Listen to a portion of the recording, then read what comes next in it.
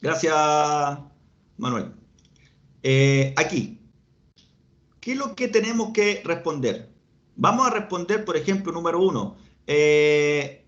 Diferencia número uno, motor de gasolina usa gasolina y el motor diésel usa diésel. ¿Ustedes creen que ningún alumno me responde así? Lo hacen, muchos. Y yo leo esa respuesta. ¿Y esa respuesta está mala? No, pues, está buena, pues. Es una diferencia. Fome, sí. Obvia, sí. Entonces, usted tiene que tener la siguiente mentalidad. Usted tiene que aprender cosas nuevas. Y no responda aquí lo que ya sabe. Aquí tienes que responder lo que aún no sabes. ¿Y cómo respondo lo que no sé? Tenéis que entrar a investigar. Coloca, ya que te gusta usar Google, el motor de búsqueda, coloca diferencias entre motores gasolina y diésel, enter. Y comienza a leer. Comienza a ver un videíto. Entre eso vas a aprender un montón de cosas. Esa es mi sugerencia para esta pregunta. Aquí nuevamente identificar, poner los nombres y aquí tienen que describir. ¿Cómo vas a describir ahora?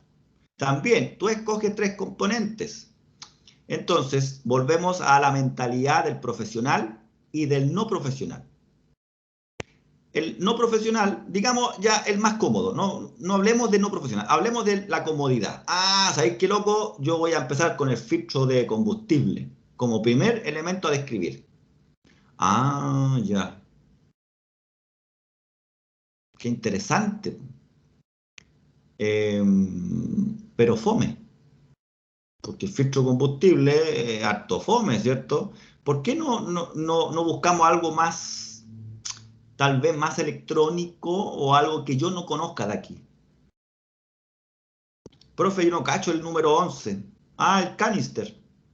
No lo cacho. Ya, pues entonces descríbete el canister.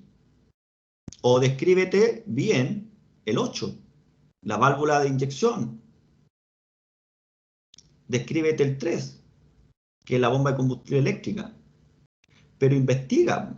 No llegué y diga, ah, el 3, bomba de combustible eléctrica, es un motor eléctrico que gira y saca el combustible del tanque y lo lleva al riel. Listo, chao. Oye, y veis presiones, podríais averiguar cuánto tiempo dura una bomba, por ejemplo, más o menos. ¿Cada cuánto hay que cambiar una bomba? No sé, información que creo yo puede ser interesante. Yo los dejo que ustedes busquen la información que a ustedes más les interese y la plasmen acá. Y luego yo la leo, la comparo y la evalúo. Así de simple. ¿Cuál es la función del sistema de bomba de émbolo en línea? ¿Cuál es la función? Yo les enseñé dos. La primera, cualquier sistema de inyección debe entregar la cantidad de combustible correcta en el momento correcto. Esa es como el resumen, ¿no? Ustedes pueden aumentar ahí el texto. Aquí la bomba lineal nos piden también identificar componentes. Aquí en la bomba rotativa. Esto está, ¿cierto?, en Electud. Esto ya lo revisamos, ¿no? El número 1 y el número 2. Usted, el número 1, me puede decir, ah, el número 1 es el sistema de avance de inyección y el número 2 es el sistema de control de caudal. Punto. ¿Está malo? No. ¿Está pobre? Sí. ¿Se fija? Entonces usted ahí determina cuánto es lo que va a colocar de texto y ahí yo determino qué puntaje darle. Esta otra, explique la siguiente imagen. Hay que explicar qué fue lo que aquí se mostró en el estudio. Y para que no se le complique la búsqueda, tiene que nada más que entrar a este módulo. EDC, condiciones de funcionamiento. Y ahí va a encontrar esto, para que lo recuerde. ¿Ah? ¿Qué ocurría aquí con el régimen deseado y el régimen real?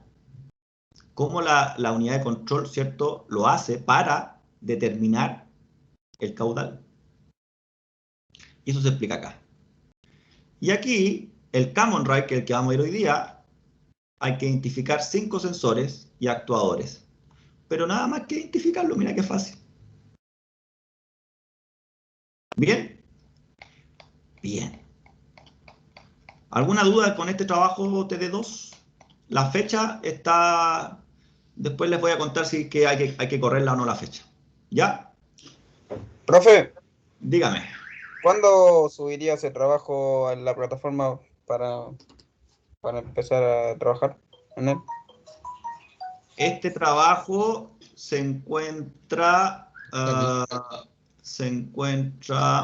le muestro al tiro, Disponible desde agosto. se encuentra disponible desde agosto, exacto, ahí está, ¿eh? Ahí, la está viendo, dice evaluación 2, 18 de noviembre, usted pincha ahí y ahí tiene el TD2, número 2, ¿sí? Ya, profe, gracias. Súper. Oiga, y aquellos que hacen cosas y no preguntan, Profe, ¿sí? profe, Sí. ¿me escucha? Perfecto, Daniel Norberto San Martín. Ya, pero ¿para qué dice el segundo nombre? Cuénteme. ¿Hasta qué plazo tiene el TD2? Disculpe que está justo hablando de mi mamá. ¿Qué cosa? ¿Hasta qué plazo tiene el TD2? En teoría, 18 de noviembre, pero probablemente todo se corra un mes, po. Así que capaz que quede como para el 20 de octubre. Ya entonces a ponerle bueno al tiro, ¿no? École, pero no se olviden, aquí yo dejé un foro. Por ejemplo, acá el único que me hizo una pregunta fue justamente Daniel Norberto San Martín. Los foros están hechos para que usted haga consulta, ahí pregunte, profe. Inclusive, ustedes pueden enviarme un adelanto. Profe, aquí le estoy mandando un adelanto de mi trabajo para que quiero irme a la segura, profe. Dígame si me falta algo. No tengo problema, chiquillos. Pero ustedes tienen que demostrar que realmente les interesa lo que usted escogió. Independiente de la cuarentena, independiente de todo. Cuando uno realmente tiene una decisión, uno está en, ¿cuál es la palabra? Una convicción, nada te detiene. Entonces, tenemos que volver a eso, ¿ah? A tener la convicción de que usted quiere aprender, quiere ser bueno en este tema y no pasar por INACAP así como, sí, por ahí yo estudié un tiempo, bueno, saqué el técnico, pero no me acuerdo de nada. Aquí está, consulta al docente, ¿ves? Ahí está. Consulta al docente, evaluación 2 para que cualquiera que tenga alguna duda me haga la consulta, ¿vale? Bien, vámonos entonces a lectude. Profe, antes que empecemos una consulta chiquitita. Dele nomás. Cuando yo me conecté, tú estabas moviendo el cursor para todos lados y tenía el micrófono en mute. Sí, ¿Nos contaste algo sobre lo que va a suceder en INACAP para el próximo mes? Si ya está determinado eso. sí, en octubre no... hoy día tuve una reunión y ni siquiera el director de carrera tiene ninguna información oficial todavía de Casa Central. Pero él hizo una reunión hoy día para ya decirnos que es imposible volver a Renca el lunes porque Renca está en cuarentena. O sea, no pasa por INACAP. Entonces, claro, estamos esperando la noticia oficial de Casa Central, pero no hay que ser muy adivino para saber que la respuesta, la información nos va a decir, nos van a decir que no podemos volver a Renca. Por lo tanto, lo que se planificó en octubre, ¿cierto? Porque en octubre se había planificado hacer las actividades prácticas de otoño. No se puede, no se puede. Entonces, ¿qué hacemos? ¿Nos tomamos todo octubre como un mes de vacaciones? No, pues, no podemos. Entonces, lo que vamos a hacer hasta el minuto, el día 7, seguimos nosotros con diagnóstico electrónico motor. Siguen las clases normales entonces. Exacto, porque nosotros estamos... exacto. Se está calculando que una comuna se demora como 4 semanas en salir de cuarentena, digamos, ya la fase 3, creo, fase 4. Claro. Entonces, si el lunes, porque creo que Renca ha reclamado muchísimo, porque ellos dicen que han hecho muy bien la pega, por eso que tienen tantos casos, yo creo que ya el lunes van a comenzar a entrar en todo este proceso de salir de cuarentena. Por lo tanto, si les toma 4 semanas, sería todo el mes de octubre, entonces a lo mejor noviembre volveríamos a la sede a hacer las actividades prácticas. No lo sé. Lo que sí sé es que si nosotros hacemos clase en octubre, entonces en enero no haríamos clase. ¿Se fijan?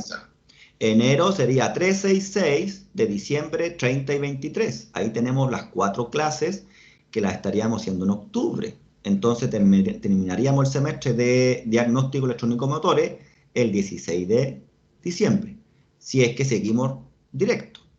A menos que nos digan, no sé, ¿sabes qué? En noviembre vamos a parar con diagnóstico electrónico, en noviembre vamos a hacer las prácticas de otoño, y después en diciembre seguimos con diagnóstico, o a lo mejor nos van a decir, ¿sabéis qué? Octubre, noviembre y la mitad de diciembre va a ser diagnóstico, y de la mitad de diciembre hasta la mitad de enero va a ser recuperar clases prácticas de otoño. No lo sé. Me queda clarito, profe, gracias. Súper, súper, súper. Vale. Ya está, chicos. Vámonos a Common Drive. Common Drive. Tenemos 2 módulos. Uno se llama Common Drive características y el otro se llama condiciones de funcionamiento. Vamos a hacer primero este que es cortito. Y con este se van a acordar cuando vimos la bomba rotativa. Aquí tenemos, fíjense, el motor, el mismo motor, nos sigue mostrando el mismo motor, pero ahora tiene una bomba de alta presión Common Drive. Vamos a clic en la bomba de alta presión. Vamos a hacer un clic, ahí está. ¿Qué elementos son familiares? La configuración de este riel común.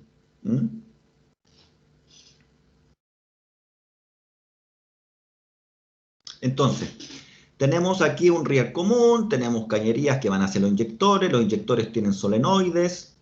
Aquí tenemos un sensor que mide la presión del riel. Vamos a tener nuestra bombita de alta presión, ciertos filtros, qué sé yo, perfecto. Primera pregunta, ¿cómo se activa la bomba? Fíjese que la bomba se está accionando mediante el movimiento de ¿quién? Del cigüeñal, ¿no? ¿Cómo se activa la bomba? ¿Con un motor eléctrico, a través de la correa de distribución, a través de ruedas dentadas o por la presión de aceite? Profe, disculpe, ¿cuál era el...?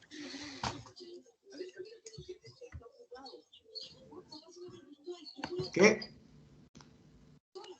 ¿Me escuchó? ¿Cuál era ¿cómo se llama? La página que está ocupando, po, es que me salen hartos módulos. ¿No lo tiene usted todavía cargado?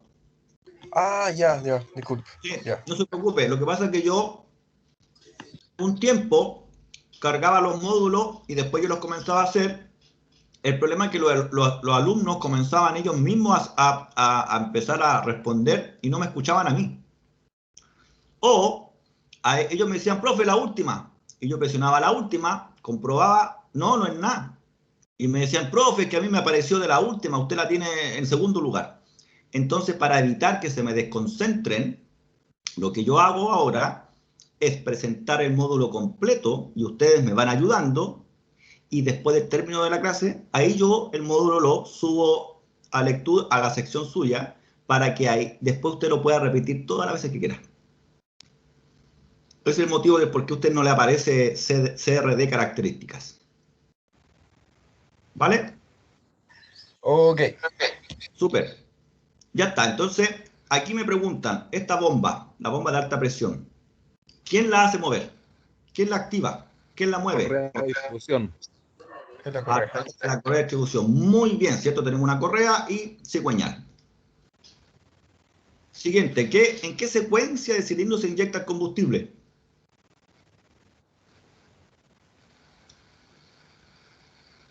Muy familiar, ¿no? A gasolina. 1, 3, 4, 2. 1, 3, 4, 2. Sí. Así es, ¿cierto? Es más estable, menos vibraciones. ¿Y qué significa así el nombre Common Rail? Common Rail. Un inyector común, con un conducto de alta presión, un conducto común o una bomba común. Conducto común. Conducto común. Muy bien, señor. ¿Cuántas revoluciones hace la bomba de alta presión por revolución del cigüeñal? Esto igual que la bomba rotativa. Una. ¿Cuántas? ¿Una y A media? ver, profe, espera un poquito. Eso. ¿Una y media? Cuente, mire, ¿cuántas revoluciones hace la bomba, esta polea dentada, en relación a esta otra más chica? Una. Yo diría que ¿Seguro? 2. Ah, no.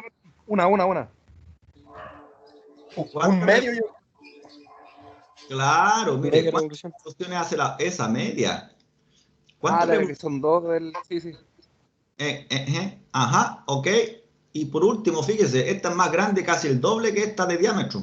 Por ende, cuando esta da una vuelta, este viejo ha dado dos. Entonces, para que Ya. dé una vuelta, ¿sí? Ya, excelente. Muy bien, digamos. La chunté. Excelente. ¿Cuál es el sistema CRD? ¿El de arriba o el de abajo? El de abajo tiene un De conducto abajo. común. Muy bien, ¿cierto? Common Rail Diesel. Diesel de conducto común. ¿Cómo lo identificamos? Claramente tenemos los solenoides, tenemos estos cables que muestran ahí color rojo cuando fluye la corriente eléctrica, tenemos la bomba de alta presión, una sola cañería, un riel en común. En cambio, el antiguo, el sistema de bomba rotativa, vamos a tener que una cañería nace desde la bomba hasta cada uno de los inyectores, que además estos se abrían o se abren por presión. En cambio, lo de acá, si bien la presión es importante, pero podemos controlarla mediante un solenoide. Muy bien. Evaluemos las siguientes afirmaciones sobre el sistema diésel convencional, el que está arriba. Dice que los inyectores se accionan por la presión del combustible. ¿Será verdad o mentira? Verdadero. Dice que el sistema tiene un conducto común. Verdadero. Verdadero. Para cada inyector hay un conducto desde la bomba. Falso. Falso. Es riel común. Le vuelvo a leer el enunciado. Dice, evalúa las siguientes afirmaciones sobre el sistema diésel convencional. Ah, no, es todo al revés. Ah, no, estamos mal entonces, profe. Todo al revés, profe. Todo Ya, al revés. ya. La última dice, cada inyector se acciona por una válvula solenoide. Verdadero. Falso. Muy bien, ya. Estamos Ya, hablando del de arriba, don Manuel. Sí, no hay problema, sí. Sí. me quedé Yo- pegado en el Common Rail. Está bien, no se preocupe. Entonces, vamos concluyendo. Dice afirmaciones, que son cosas verdaderas, del sistema convencional. Dice, los inyectores se accionan por la presión del combustible. Eso es verdadero. Si recordamos, ¿cierto? Tenemos acá un muelle y ese muelle, cuando la presión del combustible supera la tensión del muelle, ahí es cuando, ¿cierto? Se eleva la agujita y inyectaba el combustible. ¿Se acuerdan? Era todo por presión. ¿Para cada inyector hay un conducto de la bomba? Efectivamente. ¿El sistema tiene un conducto común? No, eso es propio del Common Rail. ¿Cada inyector se acciona por una válvula solenoide? No, eso se hace en Common Rail. Clic en el Common Rail del sistema CRD. Ahí está. ¿Sí? Se refiere al conducto común. Ahora sí, evaluemos las siguientes afirmaciones sobre el sistema Common Rail. Dice que hay varios conductos desde la bomba de alta presión hasta el conducto común. Falso. Dice que el conducto común está sometido a una alta presión constante. Verdadero. Falso. Cada inyector se acciona por una válvula Apaga el solenoide. micrófono. Cada inyector se acciona por una válvula solenoide. Verdadero. Verdadero. Y la bomba de alta presión acciona, a su vez, cada inyector. Sí, verdadero. No, falso. ¿Quién acciona los inyectores? La válvula solenoide. Entonces, No es la bomba. ¿verdadero o falso, don Manuel? La bomba de alta presión acciona. Ah.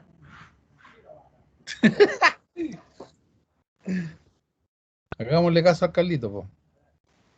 Pero mire, si aquí lo importante es que el cerebro nos entregue la respuesta, ¿sí? Eso es lo que yo siempre le digo a los estudiantes. A veces el estudiante quiere que yo le responda rápidamente y yo quiero que el estudiante él solo deduzca y se dé cuenta. Ese es la verdadera enseñanza y el verdadero aprendizaje. Cuando uno, como profe, como guía, logra que el otro se dé cuenta solo. Pero es más lento. Es más lento, mire. Dice que la bomba de alta presión, sería esta acá abajo, acciona a su vez cada inyector. Y si yo observo, la bomba no tiene ninguna conexión directa a cada inyector. Pero eso sí lo puedo ver acá arriba, que la bomba acciona cada inyector y se ve de color verde. Entonces yo digo, esto me huele a sistema convencional, no me huele a Common Rail. Entonces esa es negativa, es falsa. Farsa. Exacto, muy bien. Concluyamos entonces estas afirmaciones sobre el sistema Common Rail. ¿El conducto común está sometido a una alta presión constante? Sí. Por eso que es un rail común, para tener la misma presión los 4 inyectores. Cada inyector se acciona por una válvula solenoide. Exacto, válvula solenoide. Recordemos que un solenoide es una bobina, alambre de cobre esmaltado y enrollado. Bien, una de las ventajas de la gracia que tiene Common Rail, fíjense, es que podemos generar preinyecciones. La preinyección se origina con el solenoide y no tenemos que esperar, ¿cierto?, que el inyector se abra por una alta presión cuando ya el pistón está en el punto muerto superior. Aquí lo vamos a observar. Vamos a generar aquí, dice, observa la carrera de compresión y potencia moviendo el control deslizante. ¿Cómo se denomina la inyección corta inicial? Vamos aquí a observar, identificamos primero a mano izquierda la válvula de admisión, válvula de escape, al centro el inyector, inyección directa, diésel, combustible y solenoide con su respectivo cable hacia la eco. Admisión, escape. Entonces partamos, vamos a simular ahí está, se está cerrando la válvula de admisión, está subiendo el pistón. Oh, mire, ya vemos aquí, ¿cierto?, una preinyección. En este ejemplo es solo una. Hoy día en la práctica pueden ser varias preinyecciones, 2, 3, 4, depende de los modelos. Entonces ahí está una preinyección y ahí salió como fueguito, ¿no? Algo hay ahí. Y sigue subiendo y ahora vemos la inyección. Y por ende la explosión y ahora, ¿cierto?, la expansión. Muy bien. ¿Cómo se denomina la inyección corta inicial, post-inyección, inyección principal o preinyección? Preinyección. Perfecto. ¿Por qué dice la combustión del combustible de la inyección principal es más uniforme? ¿Será porque el aire del cilindro ha sido precalentado? ¿O por una post-inyección? ¿O por una vaporización más fina del combustible? ¿O porque se inyecta antes? Porque el aire del cilindro ha sido precalentado. Excelente, ¿cierto? Lo que nosotros vimos en el sistema convencional, ¿se acuerdan? Veíamos que había una bujía incandescente, había una lámpara testigo en el tablero de instrumentos, entonces uno tenía que dar contacto, ver que se encendía la lámpara, ¿cierto?, de la bujía incandescente, esperábamos ciertos segundos, esa cantidad de tiempo de espera dependía de la temperatura del motor y la unidad de control mide la temperatura del motor mediante el sensor ST o el termistor, ¿cierto? Sensor de temperatura de motor. Muy bien, en cambio acá no es necesario, pero vamos a después estudiar el postcalentamiento. Pregunta, ¿cuál es el propósito de la preinyección? ¿Será disminuir el ruido del motor?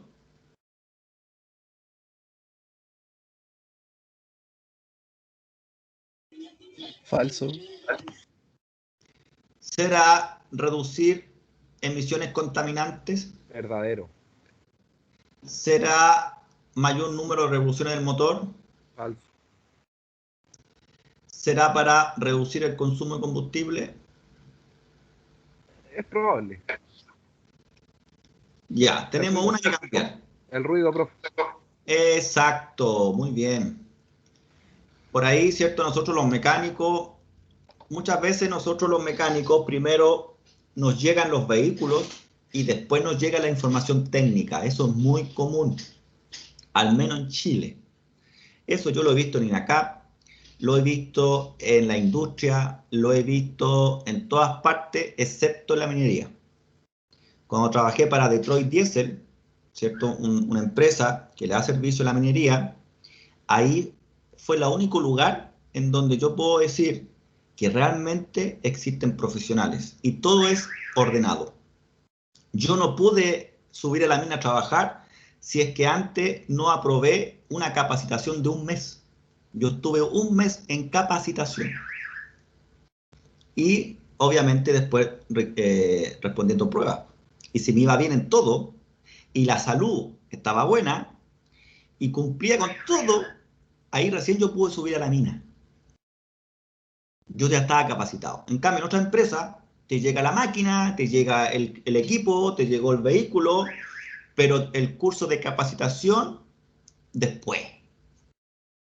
Y muchas veces el curso de capacitación nunca llegó. Tenías que tú solo aprender a usar el equipo, la máquina, lo que sea. Entonces los motores diésel nos fuimos dando cuenta de eso. De repente comenzaron a llegar vehículos en donde un motor diésel, me acuerdo el Common Rail, el primer Common Rail que yo conocí, lo primero que nos sorprendió era el ruido. De hecho hay algunos que ni siquiera aparecen motores diésel. ¿Y cómo se logra reducir el ruido? Con varias preinyecciones. ¿Sí? Así que es una información importante. Se reduce mucho el ruido. Bien, excelente. Ahí está la primera, que era la más cortita. Vámonos ahora realmente a la materia de hoy día. Aquí vamos a estar como hasta las 10 de la noche. Miren, profe, ¿eso es lo que aparece en el TD2 o no? Es parecido, pero el TD2 usa el Common Rail o usaba la otra, parece que la bomba rotativa, ¿no? Bueno, ¿qué tenemos acá, estimados? Tenemos bomba de alta presión, la unidad de control. Vemos que la unidad de control recibe una señal proveniente de este pedal de aceleración. No sabemos si son dos potenciómetros o son dos sensores de efecto Hall. No lo sabemos, pero da lo mismo. Lo que tenemos claro es que este sensor le permite a la unidad de control saber cuál es el régimen deseado. ¿Qué es lo que yo quiero? Yo en este minuto puedo modificar el régimen deseado. Lo tengo en 750 porque está antes del 1 y cada número se multiplica por 1000 RPM. Y acá abajo tenemos otra señal de entrada y esta señal le vamos a llamar el régimen real. Régimen deseado, régimen real. Y la unidad de control lo que hace es comparar. Recordemos que dentro de la ECU está la ALU. ¿Se acuerdan que el semestre pasado estudiamos la estructura interna? La estructura interna se estudia para que hoy día comprendamos cómo trabaja la gestión electrónica. Para eso se enseña la parte interna. Entonces sabemos que acá adentro va a haber una área que se llama ALU, Unidad Lógica Aritmética. Y la unidad lógica aritmética lo que realiza son operaciones lógicas. En este caso va a comparar las dos señales y las va a restar. Así de simple. A ver, ¿cuántos RPM quiere el Paulo? El Paulo quiere 750 y la ECU ahora va a ver. ¿Y cuántas RPMs hay en este minuto? 750. Muy bien, restemos. 750 menos 750, el resultado va a ser el control del caudal. En este momento les pregunto yo, ¿deberíamos aumentar el caudal o no? ¿Por qué?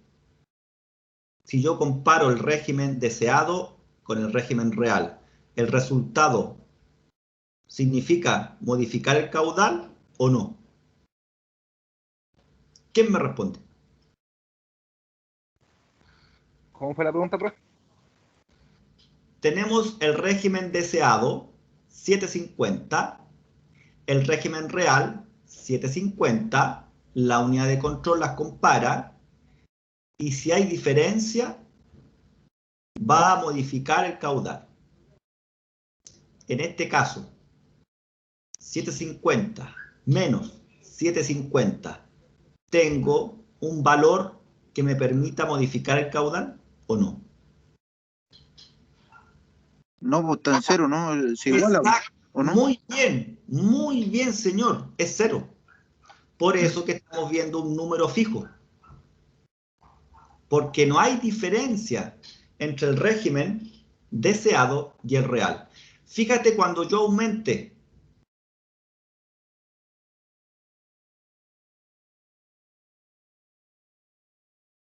¿Te fijaste lo que pasó? Aumentó el caudal, pero después fue reduciéndose. ¿Por qué? Porque primero estábamos en 750 y yo rápidamente subí a 3000. Entonces la ECU dice, el régimen deseado son 3000 y lo que hay realmente eran 750. Por ello tuvo que modificar el caudal. Como modificó el caudal, estas RPM comenzaron rápidamente a subir y se comenzó a acercar al régimen deseado. Entonces, como se comenzó a acercar al régimen deseado, el caudal comenzó a disminuir. Bueno, ahí lo vamos a ir entendiendo a medida que vamos respondiendo. Dice aquí, pregunta, ¿qué sucede en un motor diésel cuando se presiona el acelerador? El combustible se inyecta con antelación, el motor recibe más combustible por revolución, el motor recibe más aire por revolución, o el motor recibe más aire y combustible por revolución. La segunda, profe. La segunda, combustible. Muy bien, excelente. Recordemos, cuando es gasolina, si es gasolina con cuerpo de aceleración motorizado, cuando yo presiono el acelerador, ¿qué estamos moviendo? La válvula de estrangulación. Entonces, en gasolina, nosotros controlamos el paso de aire. En diésel, Common Rail, no. El aire pasa libre. No tenemos una válvula de estrangulación como en el caso de la gasolina. Entonces, por eso que la respuesta correcta es el motor recibe más combustible por revolución, porque yo cuando acelero solamente lo que hago es modificar el caudal de combustible. Este caudal lo puedo modificar a través del tiempo de apertura del inyector, controlando, ¿cierto?, la corriente eléctrica de la alimentación al solenoide, y también el caudal lo controlo mediante la presión. También se puede regular la presión de la bomba, y eso lo hace la unidad de control. Sensor de pedal acelerador, sensor de posición del cigüeñal, inyector, bomba de alta presión, unidad de control. Presiona el acelerador al máximo. ¿Qué sucede ahora? Voy a acelerar al máximo. Ojalá recuerden la explicación que les di. 1, 2 y 3. Fa. ¿Sí? Otra vez lo voy a hacer. Fíjense. Recordemos, la EQ compara el régimen deseado con el régimen real, los resta. Si hay diferencia, modifica el caudal. Si te da 0, no hay modificación de caudal. Si la diferencia es poquito, quiere decir que la diferencia de caudal también va a ser poquito, porque si no se va a pasar. Si yo le digo 3000, ahí subió a un 60% y después empezó a bajar a 32%. ¿Qué hubiera ocurrido si la unidad de control reduce el caudal solo cuando se alcanzan las 3000 RPM? Si estaba en 60% el caudal y la unidad de control, ese 60% no lo baja hasta llegar a 3000 RPM, cuando lleguemos a 3000 RPM y la EQ baje recién, el caudal, estas 3000 van a llegar hasta 4000, 4200 RPM. Nos pasamos, por eso que tiene que, antes de llegar a 3000, comienza a reducir el caudal. Un ejemplo súper claro, los que conducen un vehículo. Si ustedes van a 200 metros para llegar al semáforo y el semáforo justo cambió a luz roja, ¿acaso usted no comienza a desacelerar? ¿Se entiende el concepto? Usted comienza a desacelerar porque si usted viene a 80 km por hora y pretende detenerse, pasar de 80 a 0 en el semáforo en rojo, usted sabe que eso no lo puede hacer. No es posible. Aquí es lo mismo. Entonces, podemos pensar de que la EQ, antes de llegar a las RPM solicitadas, tiene que reducir el caudal. Bien, lo vamos a repetir. 1, 2, 3. Ok. ¿Qué sucede ahora? Dice, el régimen del motor aumenta. Aumentó el régimen cuando yo Verdadero. acelero al máximo. Ok.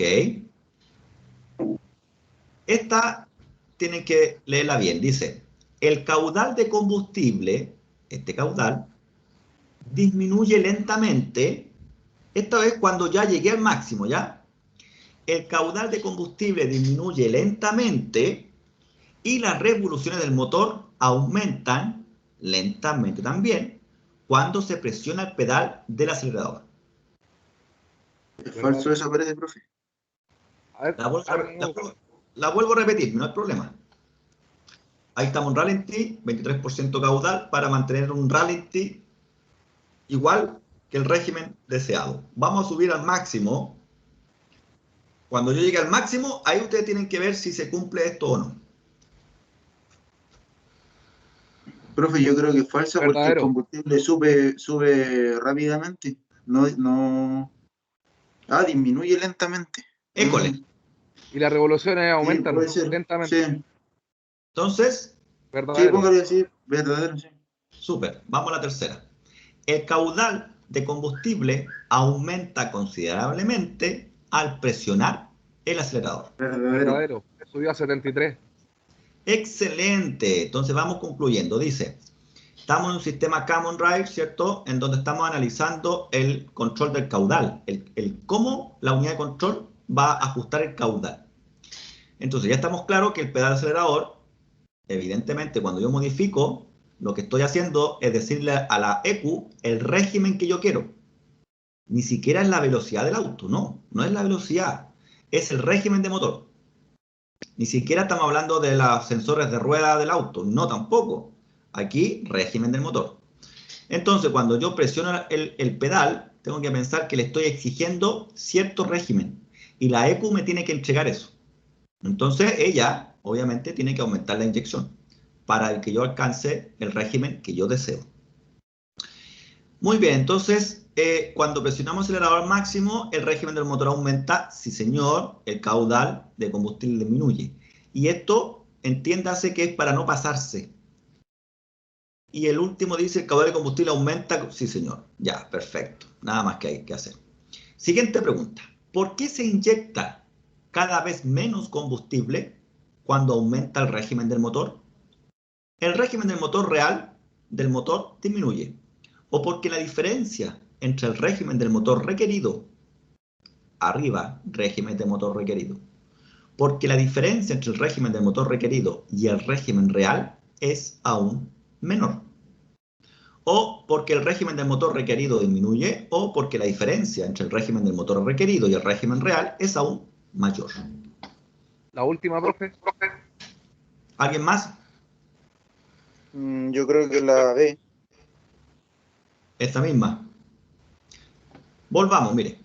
Yo estoy entre la B y la D. Yo digo que la B. La B. Igual pienso que la B.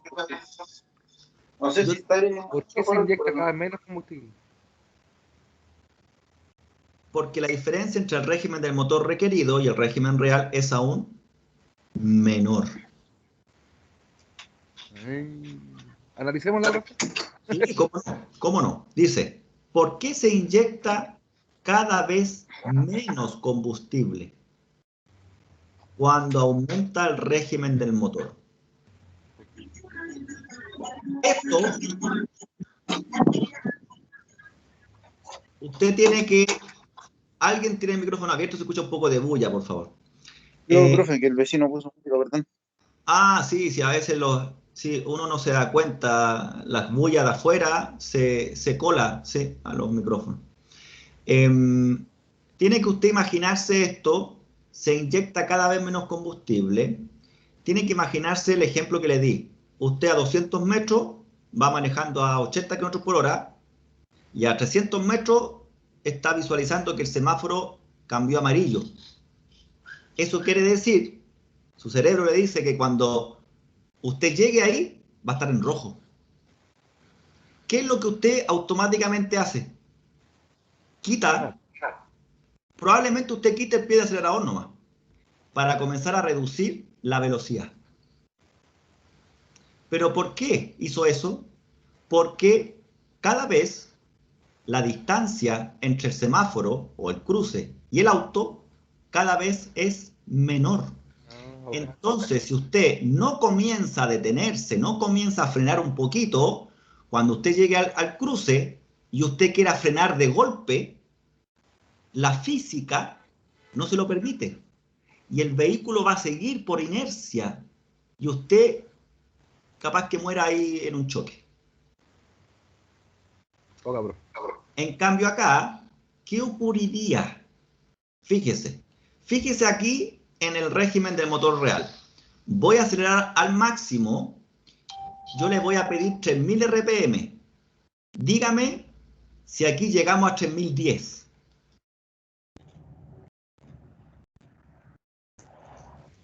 No. Nunca. Exacto. Pero si la unidad de control no hubiera comenzado a inyectar cada vez menos combustible, hubiéramos pasado a 3000. ¿Se entiende? Por efecto de la inercia del mismo motor. Sí, profe. Súper. Sigamos. ¿Qué determina el caudal de inyección? El caudal es este número. ¿Qué determina el caudal de inyección? ¿Será el régimen del motor real? ¿O será el régimen del motor real menos el régimen del motor deseado? Y eso genera la activación del control del caudal de inyección. ¿O será que lo que determina el caudal de inyección es nada más que la posición del pedal del acelerador? ¿O será el régimen del motor deseado menos el régimen del motor real? Y si hay diferencias, activa el control de caudal de inyección. Esa. Veamos si es verdad. Entonces, ¿qué tenemos? La comparación. Y cuando comparamos, en metrología, se dice que es medir. Entonces aquí nuevamente, ¿cierto? Yo tengo el fundamento para discutir con quien sea de que los sensores no miden. Quien mide es la unidad de control. El sensor solamente transforma una magnitud física en una eléctrica, ¿vale? Muy bien. Siguiente condición, mira qué bonito, ralentí. En el ralentí, ¿qué nos apareció ahora nuevo? Nos aparece este sensor, que es el sensor de temperatura de motor, nuestro termistor, nuestra resistencia variable NTC, coeficiente térmico negativo, que cuando sube la temperatura se reduce su resistencia. Sensor que necesita nada más que 2 terminales. Funciona con 5 volts. Tensión comúnmente entregada por la misma unidad de control. Perfecto. Y luego, dentro del perímetro de la unidad de control, nos muestran una tabla. Por un lado tenemos temperatura y revoluciones por minuto. Entonces, vamos a ver aquí, en ralentí, que el ralentí se origina este control cuando el pedal del acelerador no está siendo activado. Es decir, nadie está presionando el pedal. Entonces, cuando yo suelto el pedal del acelerador, automáticamente se activa ahora el control de ralentí. Y el ralentí, el régimen deseado en ralentí, está asociado a la temperatura del motor. En este minuto veo un régimen de ralentí. Eso quiere decir que en este momento el motor se encuentra a temperatura de trabajo. No vea esto, ¿ah? No lo vea, todavía no. Solamente aquí abajo. Si el motor está en ralentí, 750 RPM, uno ya asume, ¿cierto?, que el motor está a temperatura de trabajo. Un típico tips, ¿cierto?, de cuando uno quiere determinar si ya el motor alcanzó la temperatura de trabajo, y comúnmente lo que hacen los mecánicos es dar arranque y esperar a que se encienda el electroventilador. Una vez que se enciende el electroventilador, el mecánico dice, estamos listos, llegó a la temperatura de trabajo. Es un tips, eso es lo típico que hacen los mecánicos para determinar, ¿cierto?, si ya llegó a temperatura de trabajo. Y por lo demás, también ahí se pueden dar cuenta si es que está trabajando bien el electroventilador, el relé y todo el cuento. Muy bien. Pregunta. ¿Qué sucede en el momento en que se deja de presionar el acelerador? ¿Se activa el control de ralentí? ¿Disminuye el régimen a 800 RPM? ¿Disminuye el régimen a 900? ¿O el motor simplemente y llanamente se detiene? ¿El control de ralentí se activa, profe? Excelente, así es. Y el control de ralentí está asociado a la temperatura del motor. Clic en el sensor de temperatura del motor. Ahí está nuestro ECT, temperatura Coolant Engine. Muy bien. Engine coolant. Temperature. Excelente. Aumenta la temperatura del motor. Vamos a aumentarla a tope, 60 grados Celsius. Cuando yo selecciono aquí 60 grados Celsius, esto lo estamos simulando, ¿no? Acuérdense, no es que yo pueda controlar la temperatura así en el motor, no. Esto nada más que yo estoy simulando el cambio de temperatura de motor. Entonces, cuando son 60 grados Celsius, dentro de la ECU, en su programa, en el software, lo que el fabricante le grabó, él puso estos números. Él colocó estos parámetros. Y el fabricante estos parámetros lo coloca de acuerdo a varias variables. Materiales que usó en la fabricación del motor, pruebas y ensayos que hicieron con el motor en bancos de prueba, en donde lo someten a un montón de condiciones. De esa forma se extraen los mapas. ¿Se acuerdan que el semestre pasado vimos los mapas? Mapas de inyección, mapa de encendido. Bueno, esto que está aquí, en el fondo es un mapa que tiene que ver la temperatura y el régimen de motor. Aumentamos la temperatura. Ustedes me ayudan a responder qué sucedió. Dice que el régimen del motor aumentó. Falso. Dice que el régimen del motor disminuyó. Verdadero. Dice que se inyecta más combustible. Falso. Dice que se inyecta menos combustible. Verdadero. Verdadero. Muy bien, excelente. Ok, vamos a cliquear aquí para volver a mostrar cuál era la condición en que estaba antes de que yo aumentara la temperatura. La condición en que estaba era alrededor de 20 grados Celsius, un poquito menos de 20 grados Celsius en la temperatura de motor. Por consiguiente, la unidad de control tuvo que ajustar el caudal hasta llegar a un 24% para con este caudal lograr un régimen de 1101. Cuando yo subí la temperatura, pasé de casi 20 a 60 grados, ¿sí? Y ahí es cuando vimos 24, 1100, vimos los cambios. Y ahí nos dimos cuenta que bajó a 23 y bajó la RPM también. Por eso que se ha respondido que el régimen del motor disminuyó, porque bajó de 1000 a 750, y también se inyecta menos combustible. Estábamos a 24 y bajó a 23. Bien, ahí estaría entonces fundamentada el por qué escogimos esas respuestas. Ahora nos vamos al otro extremo. ¿Ah? Vamos a irnos al sur, bien al sur, bien al sur. ¿Quién de ustedes ha llegado bien al sur, bien al sur, bien al sur? ¿Alguno de ustedes ha llegado a la Antártida, man? No, nunca. Ninguno ha tenido la suerte. Parece que los militares tienen más probabilidades. Punta Arenas, no. Yo no conozco ni Punta Arenas, nada. Bueno, imaginémonos que estamos a menos 20. ¡Qué terrible! De menos 20, viejo. Menos 20 grados Celsius. ¿A cuánto subió o bajó el régimen del motor? Subió a 1400 RPM. 400, wow. Correcto. Entonces, ahora hace mucho frío. Aquí debemos hacer una pausa para recordar en qué ramo ustedes vieron el tema de las dilataciones de los metales. ¿Se ve metrología? ¿Se ven ajustes? ¿En qué ramo ustedes ven el tema de que los metales se dilatan por el calor, ¿cierto? O que el motor tiene que tener una temperatura tal para considerar que todos los metales se dilaten y trabaje bien. ¿En algún Profe, ramo? creo que hay un ramo que viene en ingeniería sobre No, algo de los no tengo materiales. esto. ¿En el técnico no han visto nada, por ejemplo, las dilataciones de un cuerpo? No, que yo recuerde, no. No, profe, Ya. vienen al quinto semestre ahora parece. Ya, perfecto. No se preocupen, yo se los voy a explicar al tiro. Los que son pudientes siguen el quinto semestre. ¿Cierto? O sea, los compañeros que van a seguir. École, claro. Bien. Yo les cuento al tiro. Resulta que, y esto casi también de sentido común, pero debo de recordarlo o simplemente informarlo.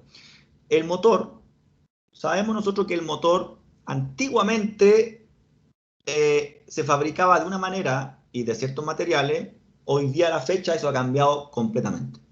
Hoy día un motor se compone de distintas aleaciones. ¿Y qué es una aleación? Es mezclar metales. Cuando yo hago una mezcla, agua con azúcar, digo, estoy tomando agua dulce. Modifiqué el sabor del agua al agregarle azúcar. Pero si le agrego sal, ahora tengo agua salada. Modifiqué el sabor. Entonces yo puedo modificar varias propiedades de un metal mezclándolo con otro metal. Y de acuerdo a las proporciones, yo puedo conseguir cierto comportamiento frente al oxígeno, cierto comportamiento frente al calor, cierto comportamiento frente a las solicitaciones mecánicas, etc. Por ejemplo, el material de construcción del cigüeñal no es el mismo que se utiliza para construir la culata. Son distintos. ¿Por qué? Porque su trabajo es distinto. El cigüeñal es el corazón. Y las aleaciones, ¿cierto? Que se hace el cigüeñal, tiene que ser de la mejor. Porque no podemos tener un cigüeñal, ¡ay, se partió el cigüeñal! El auto 20.000 kilómetros y el cigüeñal murió. No, eso no puede ocurrir. Entonces, ¿qué les quiero decir? Que el motor tiene distintos tipos de metales. El que diseña el motor, el fabricante, cuando diseñó el motor, tiene que considerar los tipos de metales y algo muy importante, tiene que considerar el comportamiento de dichas aleaciones con respecto a la temperatura. ¿Por qué se da hincapié a que el motor tiene que alcanzar la temperatura de trabajo? Porque el fabricante calculó cuánto se dilata, es decir, cuánto crece cierta pieza o cierto metal. Cuando algo se calienta, se dilata. Cuando algo se calienta, tiende a aumentar su tamaño. Y según el tipo de material, es cuánto es lo que se va a dilatar o a cambiar de tamaño. Cuántos milímetros, cuántos micrómetros.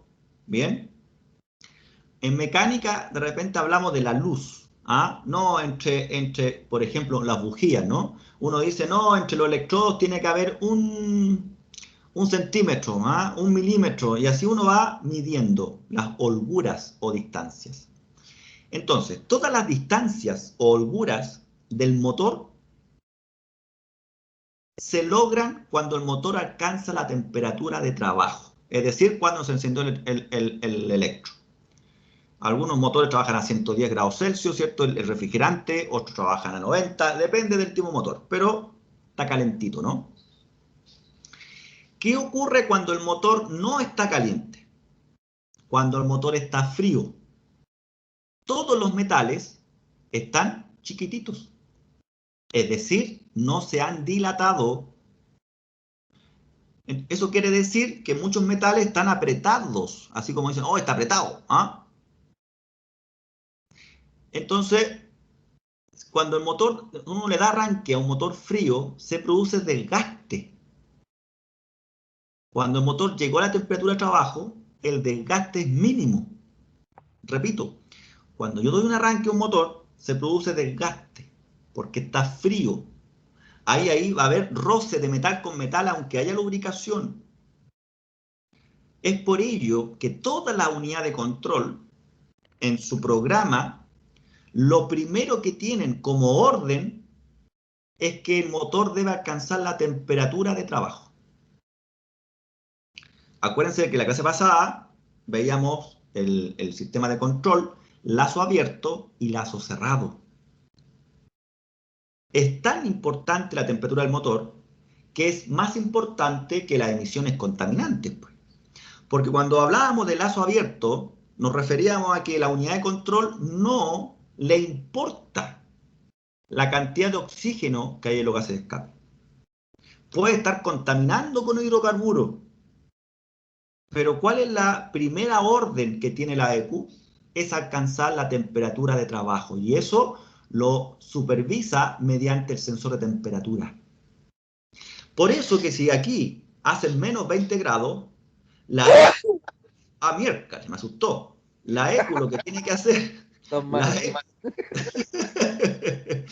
La ECU lo que tiene que hacer es aumentar la RPM. En realidad lo que tiene que hacer es enriquecer la mezcla. Por eso que aumentó de 23% a 26% el caudal, para que el motor se caliente pronto. Y así todas las piezas se dilaten lo que el fabricante calculó. ¿Se entendió?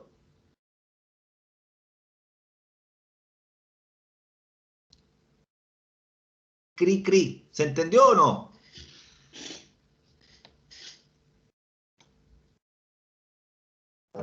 Sí, profe. Gracias. Vamos a evaluar entonces. Menos 20. El régimen del motor requerido depende del régimen del motor real. ¿Qué opinan? El control de ralentí solo funciona si no se acciona el acelerador. Verdadero. Verdadero. El régimen del motor real es importante para el control del ralentí. Falso. El régimen del motor requerido depende de la temperatura del motor. Verdadero. Verdadero. Tenemos un cambiar. La tercera. Muy bien, señor. Excelente, sólido, los felicito. Real es importante para el control del ralentí. ¿El control de ralentí solo funciona si no se acciona el acelerador? Sí, señor. ¿El régimen del motor real es importante para el control de ralentí? Sí. ¿Por qué, profesor? Porque el régimen real es tu retroalimentación, lazo cerrado. Profe, pero si usted recién explicó que estaba el lazo abierto. Sí, lazo abierto con la sonda lambda. No está escuchando la sonda lambda, pero en este minuto, ¿quién le dice a la ECU si está haciendo bien la pega o no? Se lo está diciendo el régimen de motor y el sensor de temperatura. Porque la ECU lo único que está haciendo es modificar el caudal. De 23 lo modificó a 26 y eso originó que aumentaran las revoluciones por minuto. Y la ECU se dio cuenta que aumentó el régimen y que coincide con lo que el fabricante le escribió en su memoria. Una vez que alcance la temperatura de trabajo, recién la unidad de control va a tomar en cuenta ahora a la sonda lambda. Y ahí podemos decir que pasamos de lazo abierto a lazo cerrado referente al control de emisiones contaminantes. Aquí tenemos el conjunto de elementos que permiten el ralentí. Excelente, pucha que me gusta esta materia. Plena carga ahora. Muy bien. Tenemos la misma configuración, ¿cierto? El motor está en ralentí. Ahora presiona el acelerador completamente. ¿Qué sucede? Ustedes me lo dicen. Tienen que mirar el caudal y la RPM. 1, 2, 3. Entra más aire en el cilindro. La presión aumenta a medida que aumenta el régimen del motor. El caudal de inyección llega al 100%. El momento de ignición se adelanta al máximo posible. No caché una, profe, que estaba pegado. Otra vez, no hay problema. Esperemos que baje. Ahí está. De 50, 23. 1, 2, 3. Al máximo. ¡Pam! La tercera. La tercera, el caudal de inyección. Excelente, señor. Se inyecta la cantidad máxima de combustible. ¿Por qué? Porque yo aceleré al máximo. ¿Y qué pasa con eso? Muy sencillo, mira. Aquí estamos a 750. Y de pronto, en un lapso muy corto de tiempo, a la unidad de control, yo le exijo 5000. La unidad de control que ve 750 para llegar a 5000, falta caleta. Entonces, ¿qué hace la EQ? Libremente puede entregar un 100% de caudal de combustible. ¿Cierto? ¿Para qué? Para alcanzar pronto las 5000 RPM. ¿Tenemos potencia? ¡Sí! Que era lo que yo quería, ¿no? ¿Aceleración? ¡Sí! ¿Y qué ocurre con el humo en el escape? No importa. Bien. Resulta que como el diésel solamente controlamos la inyección, si este viejo me entrega un 100% de caudal, la pregunta es, ¿cuánto aire entró? No lo sabíamos. Por eso que mejor le instalamos un caudalímetro. Si yo le instalo un caudalímetro, en este caso vemos uno de hilo caliente, la unidad de control va a saber cuánto aire ingresó al motor real. Me refiero a cuánto aire realmente ingresó al motor. Con ello, la EQ se va a dar cuenta si es que es viable inyectar un 100%, porque a lo mejor con el 100% va a ser una mezcla tan rica que lo que va a producir es hollín, que es humo negro. ¿Se han fijado en la carretera, esos camiones 3/4 chicos? Cuando estamos en el taco, vamos avanzando de a poco, y de repente el compadre se quedó mirando el celular, y de repente mira hacia adelante y ve que han avanzado así como un espacio de 3-4 autos. Entonces el compadre, antes que le toque la bocina a los viejos de atrás, pone primera, ¿cierto? Estaba en neutro, en ralentí, pone primera y pega la acelerada.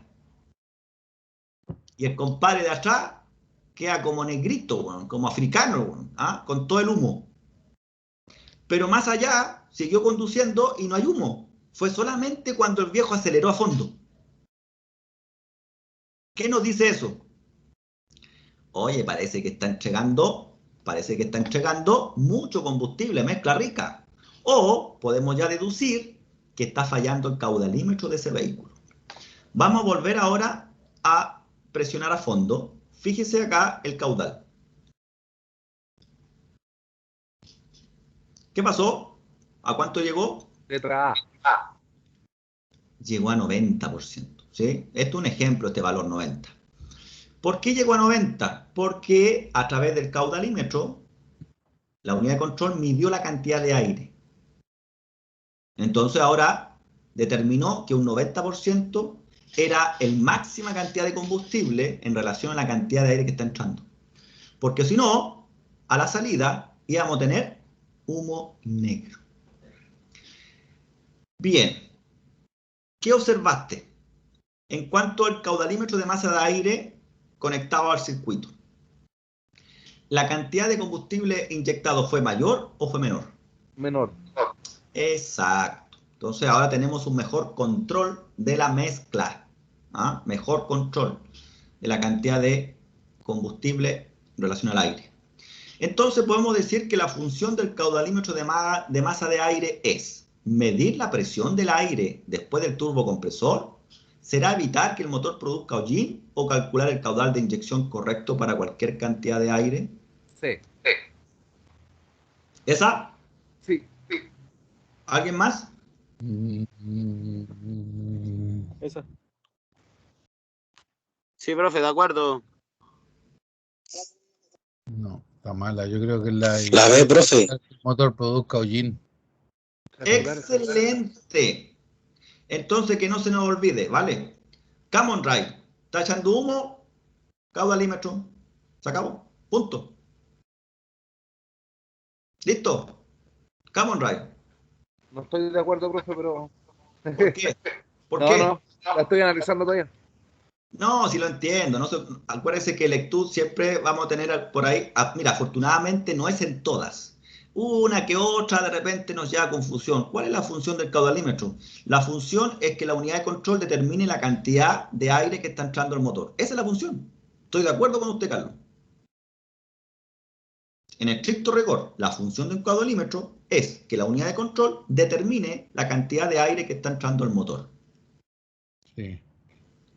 ¿Y cuál es la ventaja? La ventaja es que podemos evitar que se produzca el hollín. Perfecto. Eso es lo correcto, Carlito. Pero aquí volvemos a lo mismo, ¿no? O sea, usemos el sentido común. A ver, ¿a qué se refieren estos viejos? La función del caudalímetro me da estas 3 respuestas. A ver, de acuerdo a lo que el profe dijo, de acuerdo a que el profe mostró esta palabra, repitió humo negro, puta, todo lo que el profe está diciendo me estaría indicando que debe ser entonces esta weá, el hollín. ¿Sí, Filipe? Ya, profe. Excelente. Entonces, aprovechemos nada más de grabarnos en el cerebro que cuando tenemos problemas de humo negro u hollín en un diésel, una de las cosas que tenemos que revisar es el caudalímetro. Si es de hilo caliente, lo que hay que recomendar hacer es limpiarlo con un de estos limpia contacto, estos spray, estos tarros que hay. Sí, profe. Limpia contacto, de uso en electrónica, esas cosas. Oye, pero yo les conté a usted, ¿o no? Que yo tuve un alumno que hizo eso. Profe, me dijo, ¿sabe qué? Yo limpié cuando yo pasé el MAF, me acuerdo, hace como 8 años atrás. Llevé uno de estos al laboratorio y nos mostré. Chiquillos, aquí vamos a estudiar hoy día el flujómetro. Ah, profe, me dice, yo ese lo conozco. Sí, le digo yo, sí, el auto de mi papá, profe, y no sabe nada. Y me cuenta que él lo limpió y nunca más partió el auto. Po. ¿Cómo lo limpió? Le dije yo. Porque yo nunca lo limpio, yo le echo un spray nomás. Entonces, ¿cómo lo limpió? No, profe, metí un destornillador con un pañito. Oh, me agarré la cabeza, Juan, pero el cabro me miró y se reía, profe, no, si sé que la cagué, profe, no, si después caché. Es el Jorge. Nunca más, po, nunca más. Bueno, anécdota.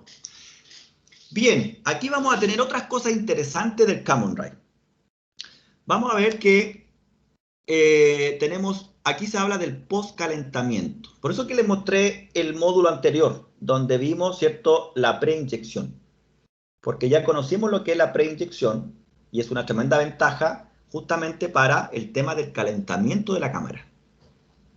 Aquí se agregó el motor de arranque, tengo un control con la chapa.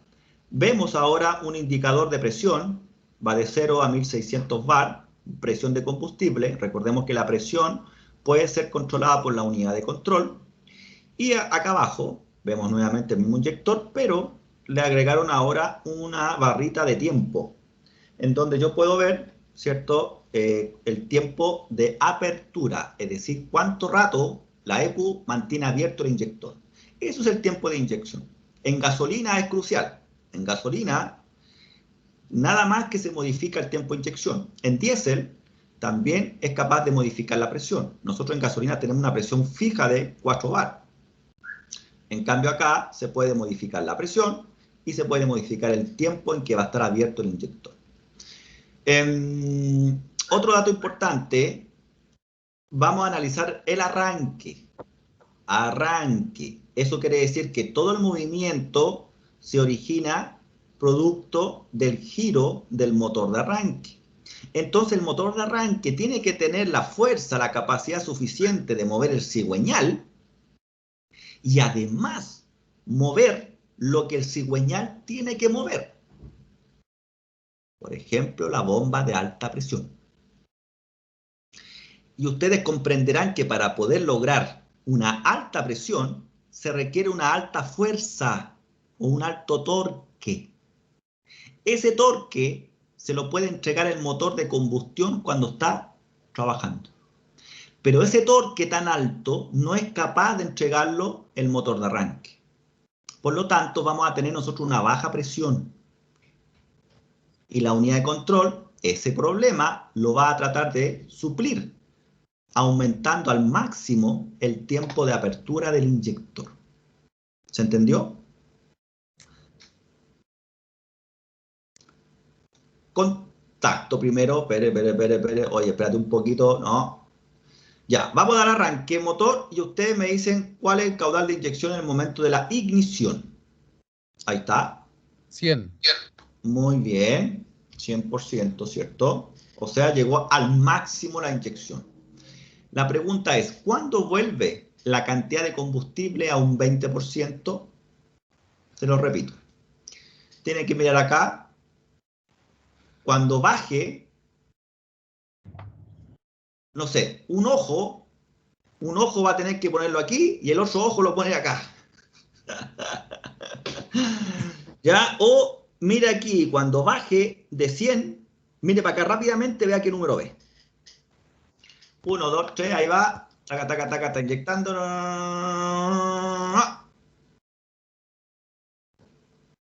8000. ¿Cuál de estas 4 selecciono?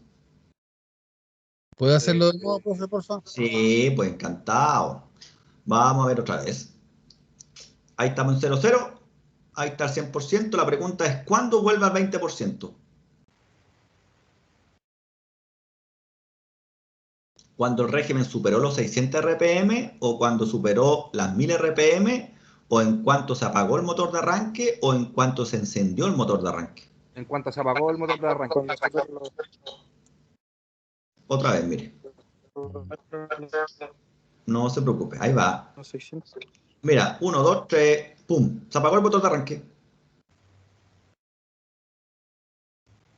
No, en el motor supera las 600. La primera, profe. Sí, la primera, esa.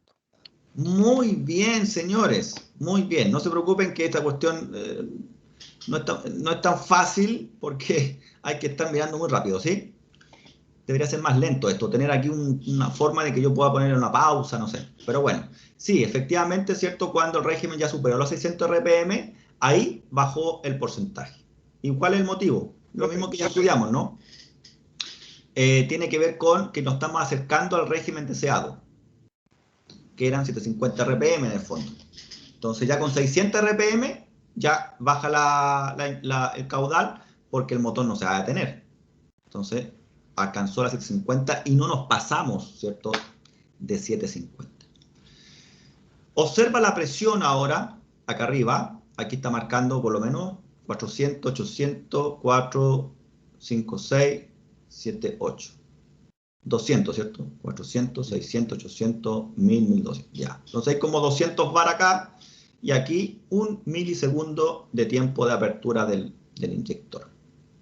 Observa la presión y el tiempo de inyección durante el arranque. Nuevamente vamos a dar el arranque y usted evalúa las siguientes afirmaciones. Dice, con el arranque del motor el tiempo de inyección se reajusta a 1 milisegundo. Después dice que el tiempo de inyección se prolonga hasta el arranque del motor. La presión aumenta hasta el arranque del motor. La presión sigue siendo la misma con el arranque del motor. Vamos a dar arranque. La última. Ahí está. 402 y después bajó de 200 a 1. Bien, con el arranque del motor, el tiempo de inyección se reajusta a 1 milisegundo, ¿verdadero o falso? Verdadero. Verdadero. Okay. El tiempo de inyección se prolonga hasta el arranque del motor. Falso. La presión aumenta hasta el arranque del motor. Verdadero. Verdadero. La presión sigue siendo la misma con el arranque del motor. Falso. Falso. Nos queda cambiar una. América.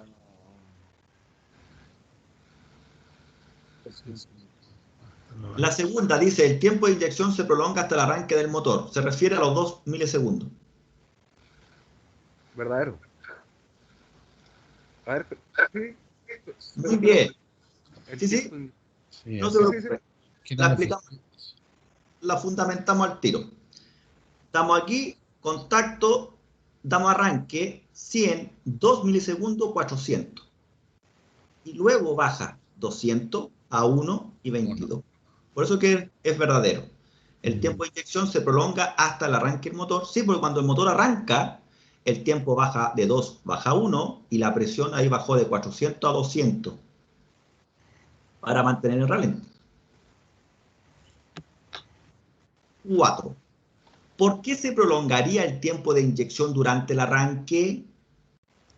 Porque el tiempo de inyección siempre aumenta cuando la cantidad de combustible está en su máximo, o porque la bomba de alta presión proporciona muy poca presión durante el arranque para que el combustible arda más gradualmente, o porque el tiempo de inyección determina la cantidad de combustible. La última, digo yo. Yo les expliqué esto, ¿se acuerda cuando le hablé del torque, le hablé del motor de arranque, le hablé, ¿se acuerdan? Ya, última. La presión determina la cantidad de combustible, dice, porque el tiempo de inyección determina la cantidad de combustible. Es la presión, dice. ¿Qué?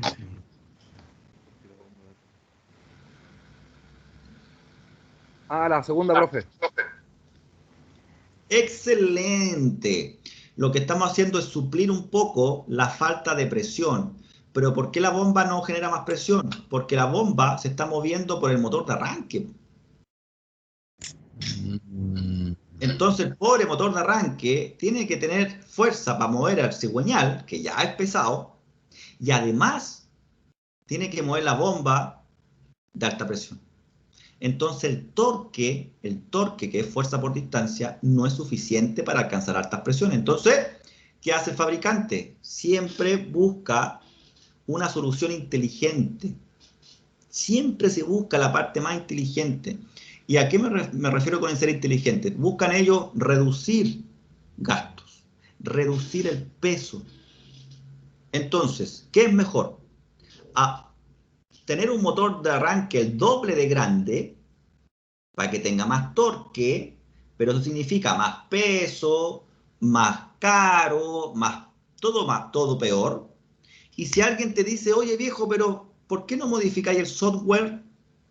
¿Y qué hago? No, pues en el software, que la ECU lo que tiene que hacer que esté más tiempo abierto, nomás, pues. Entonces, al estar más tiempo abierto, en el fondo voy a conseguir la misma cantidad de combustible, pues. Entonces, si no podí, para no subir la presión, entonces subamos el tiempo de apertura. Está que soy inteligente, man. Sí, terriblemente. Entonces, ¿qué hicieron? Un cambio en el software. Entonces, ¿qué hacen? Modifican el tiempo de inyección de 1 a 2 milisegundos. ¿Se entendió? Sí, profe. Sí, profe. Súper. Vamos, acerquémonos ahora a la parte del calentamiento. Aquí es lo mismo que vimos en... Yo sé que hemos visto la bujía incandescente. No me pregunten si fue este semestre pasado, no me acuerdo. El asunto está en que la bujía incandescente es una resistencia eléctrica, un calefactor, como un escaldazono, pero de mucha temperatura, ¿no? Pero resulta... un anafre. ¡Uy! Por favor, se le cayó el Don Manuel. ¡Oh! ¿Por qué siempre yo, Carlito? ¿Por qué siempre? El anafre, qué buena. Cuando yo tenía 10 años, yo tenía 10 años, o sea, hace 35 años atrás. Yo recuerdo haber conocido el anafre, ¿cierto? Donde uno la enchufaba porque la corriente eléctrica era muy barata. No sé por qué, en esa época los gobiernos que había, la corriente eléctrica era barata. Después, claro, después se modificó eso porque después llegaron los ladrones, ¿no? Y lo digo tal cual, son ladrones. Todo lo que tenemos nosotros en este país y en este planeta está liderado por ladrones, por gente que no tiene valores. Aprovechadores. De todas maneras, entonces, todo subió y todos nos cobran. Pero en esa época, de hecho yo me acuerdo haber vivido en Tiltil. En Tiltil yo tenía 10 años y viví en Tiltil como un par de años con mi padre y mi hermano. Y recuerdo que inclusive las casas, que eran casas de los ferrocarriles, me acuerdo que había una llave, la llave del jardín, y esa llave salía agua, y esa agua era gratis. Imagínate, esa agua era gratis para todas las personas que vivían en esas casas, para que pudieran regar su jardín. Y el jardín no era un jardín de pasto como después se nos programó la cabeza, ¿no? A todos nos mostraban, cómprese su casa, y nos mostraban un jardín, nos mostraban un quincho, y nos programaron de que eso es lo que teníamos que nosotros aspirar. Pero resulta que nunca nos dijeron, aquí usted puede plantar tomate, aquí usted puede plantar su lechuga, no gaste plata comprando. No, pues al revés. Nos comenzaron a programar de que no plantáramos nada. De hecho, yo recuerdo a los 10 años, en Tiltil, teníamos, en el jardín habían frutillas, teníamos un árbol de palto, teníamos árboles frutales, teníamos gallinas, teníamos de todo. Y hoy día, si no voy al almacén, no tengo nada. ¿Ah? Así estamos. Mira que somos inteligentes, por eso es que tenemos que pensar, tratar de volver a lo que éramos antes. No sé si les mencioné la palabra permacultura. Si no se las mencioné, se las menciono ahora. Permacultura. Anótenla por ahí y cuando quieran la averiguan, o a lo mejor no le hace hoy día sentido, a lo mejor en 5 o 10 años más capaz que le haga sentido, o a lo mejor a un pariente suyo. Permacultura. Mucho profesional se está yendo a la filosofía de la permacultura y se están saliendo del sistema. Con toda esta cuarentena, con todo este show, porque es un show a nivel mundial que hay, mucha gente se está yendo de la ciudad porque se dieron cuenta que están mal. Yo me doy cuenta que estoy mal. Yo me doy cuenta que estar aquí en esta ciudad es estar esclavo. Aunque esté trabajando por online, sigo siendo un esclavo igual. Me levanto en la mañana, tengo que dedicarme a cocinar. Porque antes yo compraba el almuerzo, ahora no tengo que comprar el almuerzo, tengo que cocinar.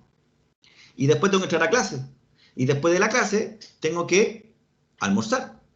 Y ya después viene la clase de la noche. Con ustedes terminamos a las 9, 9 y algo, a acostarse. Y al otro día es lo mismo. Entonces, estoy viviendo para trabajar, ¿se dan cuenta? Ustedes están trabajando y estudiando. Viven para trabajar. Para esto nacimos. Para esto estamos en este planeta. Para estar todo el día arreglando autos. Para estar todo el día enseñando de mecánica. ¿Será ese el objetivo? No sé. No sé. Yo creo que cada uno responde esa pregunta, ¿no? Depende mucho de la edad de cada persona. Depende de la forma de vivir que tenga cada persona. Los jóvenes hoy día, claro, ven todo un mundo, ¿no? 20 años. Sí, cuando yo tenía 20 años también veía todo el mundo que estaba a mis pies. Hoy día tengo 45. Pienso distinto. Veo todo distinto. Y probablemente cuando tenga 60, quizás también vea las cosas de otra forma. Puede ser. ¿Sí? Bueno. Entonces, perdón por irme por las ramas. Les decía que esta bujía incandescente es una resistencia eléctrica. Esta resistencia eléctrica, para generar tanto calor, necesita bastante intensidad de corriente, amperes. Entonces, ¿cómo nosotros controlamos esa energía que va hacia esta resistencia? ¿La podemos controlar directamente a través de un transistor? No, porque los transistores no son para tanta corriente. Para intensidades altas, los semiconductores no sirven. No sirven. Por eso que tenemos que usar relé.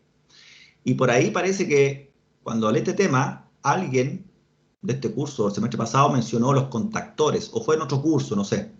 Pero alguien mencionó la palabra contactor. El contactor es un relé industrial.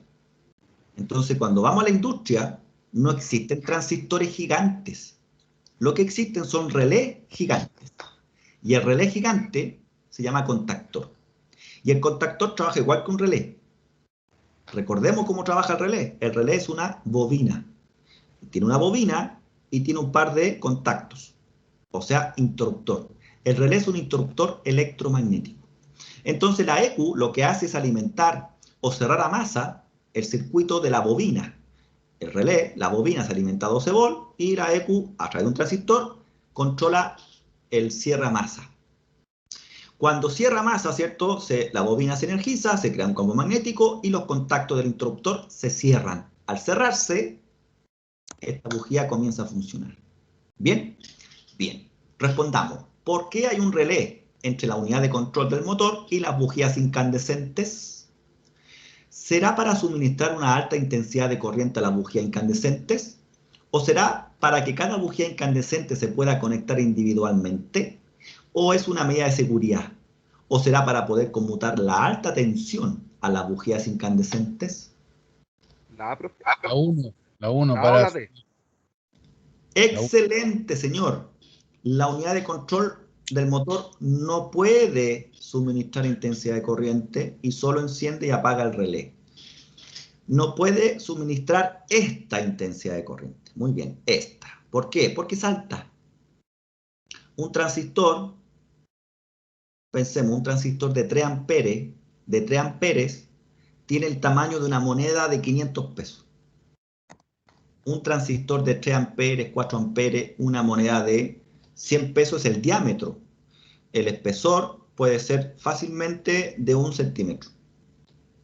Es mucho. Entonces, para 3 amperes, y este viejo funciona con mucho más de 3 amperes. Por lo tanto, no es viable que la EQ pueda suministrar esa cantidad de corriente. La EQ tiene que usar otro elemento. ¿Y qué usa? Un relé que es un interruptor electromagnético. Relé de calentamiento y nuestra bujía. Perfecto, vamos a simular. Queda poquito, allá queda poquito. Vamos a simular entonces que otra vez estamos allá en el sur, ¿no? ¿Dónde dijo Puerto Montt? Vamos a ir a Puerto Montt. Menos 20 grados Celsius. ¿Sí? Menos 20 grados Celsius. Me dice que arranque el motor. Profe, espérese un poquito. ¿Cómo va a arrancar el motor? ¿No se supone que la bujía calienta antes? Sí, pero que eso era para el sistema convencional. El que no puede hacer preinyecciones. Bomba lineal, bomba rotativa, pero aquí estamos analizando el Common Rail. En el Common Rail sabemos que los inyectores son controlados por la EQ. Entonces ella puede crear preinyecciones. Y las preinyecciones nos van a servir para precalentar el motor, precalentar la cámara. Entonces aquí la bujía se usa para el postcalentamiento, para que ayude a calentar el motor en menos tiempo. Arrancamos el motor y ustedes me dicen cuántos segundos estuvo encendida la bujía estando a una temperatura de menos 20 grados Celsius. Ahí arrancó el motor, ¿eh? Rojo, blanquito, mira. 9, 10, está blanquito, 14, 15, 16, 17, blanquito. Vamos a tomar 11 y volvemos. Ok, profe. 22, 23, 24, 25, 26, 27. Ahí ya. ¿Cuánto? 26 y yo. 26. 29 o 30, no me fijé bien. 29, muy bien. Sobre 26 segundos, ¿no? Ya como a los 26, 27 comenzó a cambiar de color. Sí. Excelente, mire, ese tiempo, de acuerdo a la temperatura del motor, ¿no? Y vemos algo parecido a lo que vimos con el ralentí. ¿Se acuerdan que en ralentí también hay una tablita que era temperatura y régimen del motor? Aquí, temperatura, pero ahora va a ser el tiempo en que va a estar trabajando, funcionando o va a estar energizada la bujía incandescente. ¿Unos 15? Ahora, vamos a ver, 20 segundos, dice, mire. A ver si está el capo. Ah, no. No, pero no, estaba viendo la temperatura, profe. Ah, ya, está bien. No, era la respuesta. Quería probar si tenía, a ver, 16. Buena, Carlito, mire, por una. Ya, de todas maneras la vamos a hacer, ¿eh? 1, 2, 3, ahí partió. Alcanza el régimen ralentí y comienza a calentarse, ¿cierto? Vamos a ver cuántos segundos le da la unidad de control ahora que estamos a 20 grados Celsius, temperatura ambiente, ¿no? 12, 13, 14, 15, 16. Ahí vemos ya un cambio, ¿cierto? 16, 17 segundos aproximadamente. Muy bien. Entonces ahí vemos cómo el tiempo se va acortando a medida que la temperatura es cada vez más alta. Pregunta, y aquí ya estamos terminando. ¿Por qué el color de la bujía incandescente es blanco en lugar de rojo? Porque el color blanco indica que está más caliente que el color rojo. O el color rojo indica que está más caliente que el color blanco. O porque la bujía incandescente es de otro material. O porque la bujía incandescente no se calienta tanto. ¿Cuál? Las dos. Yo diría que la 1, yo diría. Mire, muy sencillo. Voy a volver a dar arranque y fíjense en los colores. Ya, pues, ahí está. Arrancó esta cuestión, sí. Ahí empezó, mire. Yo creo que es la 1.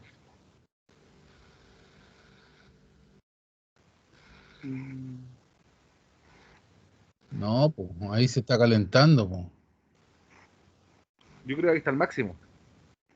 No, pues cuando cambia a color rojo, ahí cambia a color rojo recién. No se preocupe.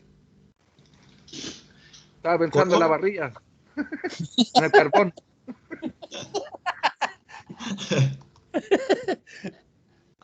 Color, temperatura, grados Celsius. Ya, increíblemente, mientras más caliente se pone algo, se acerca al blanco.